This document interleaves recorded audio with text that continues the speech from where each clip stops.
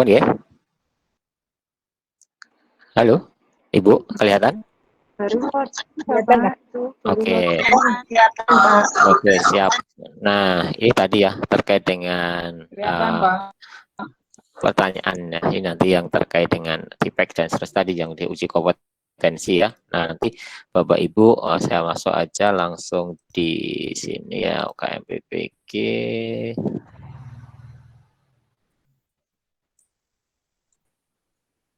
Suaranya. Oke, ya, bentar ya. Nah, di dalam UKM PPG ini ya, nanti prosedur UKM PPG, jadi Bapak Ibu untuk mengikuti UKM PPG nanti harus mendaftar terlebih dahulu ya. Nanti kita akan sampaikan terkait gimana cara mendaftar UKM PPG, baik itu nanti UP maupun UKIN di dalamnya ya. Nah, nanti ada portalnya, saya jelaskan nanti masih lama sih sebenarnya ya, tapi Bapak Ibu punya gambaran dulu, saya jelaskan di sini ya. Nah, jadi Bapak Ibu semua mahasiswa PPG itu secara keseluruhan, secara tuntas itu harus mengikuti kewajiban ya dalam PPG. Salah satunya adalah UKM PPG. Nanti Bapak Ibu akan mendaftar gitu ya terkait dengan UKM PPG, nanti akan diverifikasi datanya gitu ya. Misalkan contoh sederhana, untuk UKM PPG berarti harus lulus dulu proses PPG-nya, yaitu dari pendalaman, pengembangan, uji komple ya, sampai PPL sudah Anda lakukan. Nanti datanya akan diverifikasi apakah sudah melakukan semua itu gitu ya. Apakah nilainya sudah mencukupi semuanya gitu ya. Nanti baru masuk terkait bisa mendaftar dengan UKM PPG. Nanti dalam UKM PPG itu ada dua, yaitu uji pengetahuan dan uji kinerja gitu ya. Nanti kalau tidak lulus berarti harus mengikuti UP atau UKIN periode kedua dan seterusnya. Nah, nanti kalau dinyatakan lulus baru Anda akan mendapatkan sertifikat pendidik di dalamnya. Dan nanti kalau nggak lulus gimana? Ya nggak lulus nanti Anda bisa melakukan ya ujian lagi ya UP ataupun UKIN selama masa studi, yaitu berapa? 3 tahun gitu ya. Nanti akan dibuka UP tanggal berapa dan seterusnya, itu akan bisa dilakukan. Misalkan contoh, ini kan Ibu angkatan 2 nih. Angkatan 2 nanti UP-nya, UKIN-nya kan ada tanggalnya. Nah, nanti bisa saja nanti ikut, kalau nggak lulus bisa ikut UPP berikutnya, yaitu yang di tahap 3 gitu ya. Nanti ada lagi, misalkan tahun depan ada lagi gitu ya, tahun lagi ya 2022 nanti akan ada PPG lagi, ada ujian UP lagi, Ibu daftar lagi gitu ya. Nanti kesempatan Ibu adalah selama ini ya, masa studinya yaitu selama 3 tahun ya, tergantung UP-nya ada berapa kali di situ gitu ya. Nah, ini contoh, ini gambaran ya. Nanti untuk tahap 2 ini adalah kira-kira tanggal ini ya. Tanggal 19 sampai 24 itu adalah uji UKIN-nya, dengan 28 tanggal 29 Agustus ini terkait dengan OP-nya. Nah, nanti seandainya gitu ya, tidak lulus di sini, Bapak Ibu bisa ikut lagi di tanggal ini ya. Ini belum lulus bisa ikut lagi di sini. Begitu ya, di tahap berikutnya. Ya, ini adalah kalau tidak berubah jadwalnya ya terkait dengan UKM PPG di dalamnya. Nah, prosesnya seperti apa gitu ya. Nah, ini prosesnya ya. Nah, ini berapa UKM ya, UKIN ya. UKIN tadi uji kinerja ya. Nanti akan ada uji kinerja sesuai dengan kondisi daerahnya ya. Di sekolahnya sendiri gitu ya. Nanti ada UP-nya di tempat terdekat ataupun di GTK misalkan seperti itu. Jadi kalau kalau UKIN, Ibu, UKIN itu nanti yang saat ini ya terjadi karena kondisinya kondisinya daring semuanya itu, maka prosesnya UKIN ini adalah di mana Ibu nanti mengunggah ya. Ini sekali lagi kalau UKIN itu nanti Ibu mengunggah UKIN nanti akan ada 2 ya. Nanti saya jelaskan dulu. Ya, ada artinya dalam UKM PPG itu ada UKIN, ada UP ya. Nanti tadi saya ceritakan UKIN ini menyesuaikan dengan kondisi daerahnya ya di dalamnya. Nah, ini tadi kondisi dalam masa pandemi. Jadi kalau UKIN, nah kalau memang darah ibu adalah uh, hijau, ya maka di sini adalah real teaching. Nah, kalau non hijau di sini adalah dalam artian daring, begitu ya. Jadi ini khusus UKIN ya. UKIN itu adalah wajib ya, sebenarnya wajib di mana kondisi pengambilannya, uji kinerjanya itu adalah kondisi real teaching atau kondisi di mana Bapak Ibu kondisi itu di mana sekarang gitu ya. Katakanlah memang sudah tatap muka, maka dalam pelaksanaan UKIN ya harus dilaksanakan secara tatap muka, di mana kalau yang UKIN itu sama, nanti Bapak Ibu misalkan sudah masuk sekolahnya, nah, Bapak Ibu nanti mengambil video pembelajaran gitu ya, nanti direkam ya, cuman durasinya beda dengan PPL. Kalau PPL tadi kan 5 sampai 7 menit. Tapi kalau dalam kondisi UKIN nanti video yang diunggah itu adalah durasinya 30 sampai 40 menit gitu ya. Itu. Nah, nanti kalau emang daerah itu belum masuk gimana gitu ya. Saat ini daerahnya bukan COVID-nya masih merah, tidak boleh. Maka bisa dengan menggunakan daring. Ya, dari sini adalah real teaching dengan direkam ya dengan Zoom dan sebagainya sama 70 sampai 40 menit.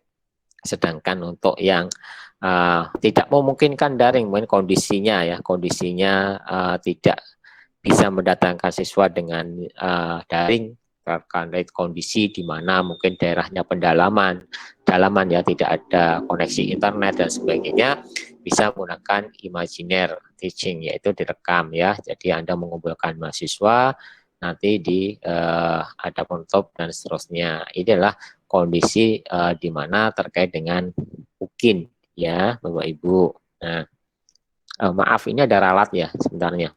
Tadi salah persepsi ya.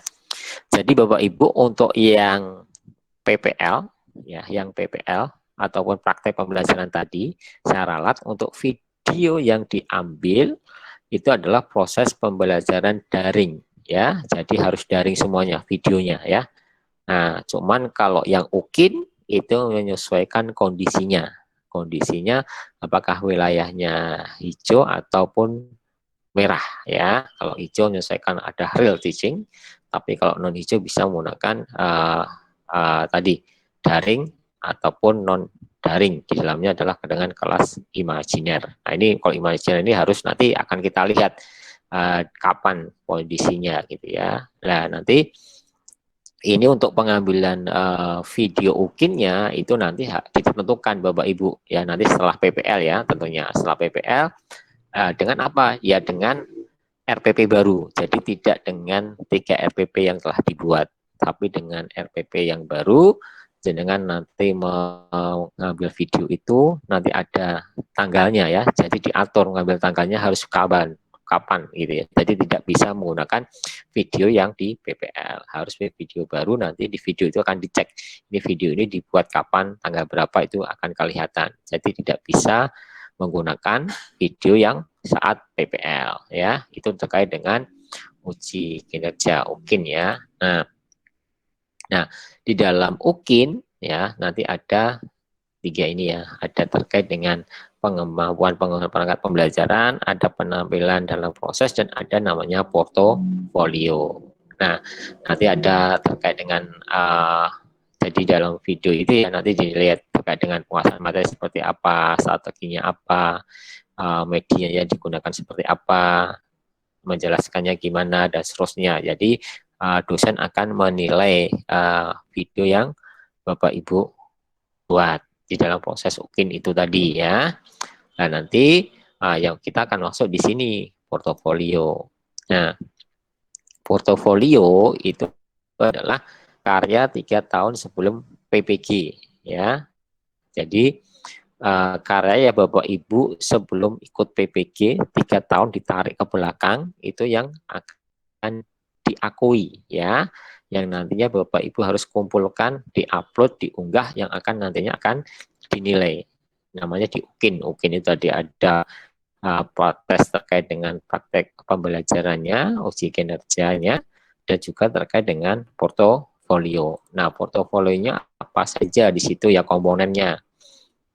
Yang pertama adalah terkait dengan penelitian publikasi ya. Nanti Ibu lakukan pelahan penelitian publikasi enggak? Lah nanti ada laporan penelitian, ada artikel ya, bisa artikel ilmiah ya, ataupun laporan penelitiannya, ataupun tulisan ya, mungkin di majalah, tabloid, koran gitu ya. Ada buletin atau yang lainnya, itu adalah masuk kategori 1 ya. Kategori 2 adalah refleksi. Refleksi ini terkait dengan narasi. Oke, sebentar ya.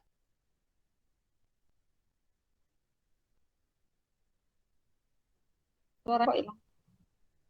Ya, sebentar ya. Oke, sebentar.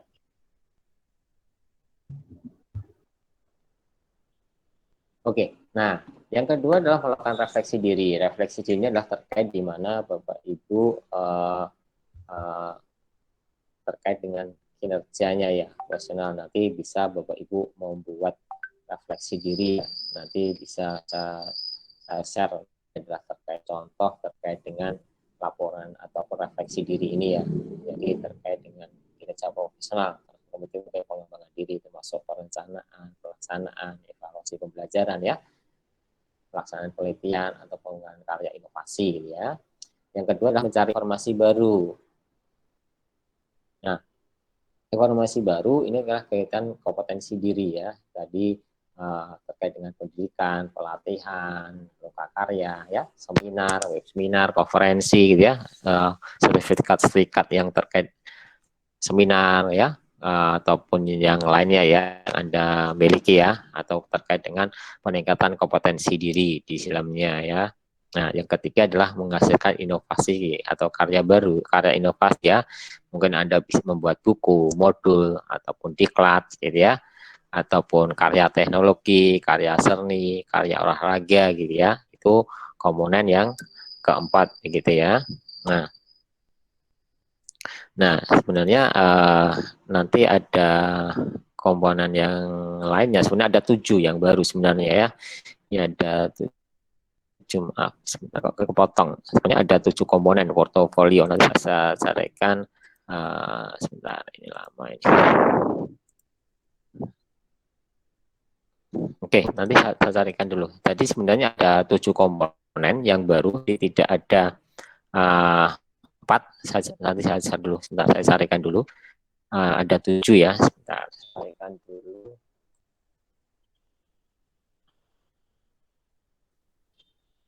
Bentar ya, saya carikan dulu yang terbaru.